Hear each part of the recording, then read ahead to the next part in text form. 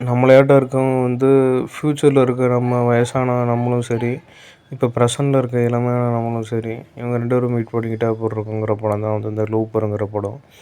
இவங்க 2 பேரும் வந்து எதுக்காக மீட் பண்ணுவாங்கன்னு பார்த்தீங்கன்னா, ஃப்யூச்சர்லேருந்து ஒரு பணம் வந்து வரும். அந்த பணத்த வந்து ப்ரெசென்ட்டில் இருக்கவன் வந்து கொல்லணும். அதான் அந்த படத்தோட கதை. ப்ரெசென்ட்டில் இருக்கவங்க வந்து என்ன ஏஜெண்ட்டா இருப்பாங்கன்னு பார்த்தீங்கன்னா, இந்த டைம் ட்ராவல் பண்ணி எக்கச்சக்கமாக டைம் ட்ராவல் பண்ணுறவங்களும், அதுக்கப்புறம் டைம் ட்ராவல் பண்ணி திருடுறவங்களையும், அவங்க எல்லாத்தையுமே பிடிச்சி வந்து கொல்றது தான் வந்து இந்த படத்தோட கதை.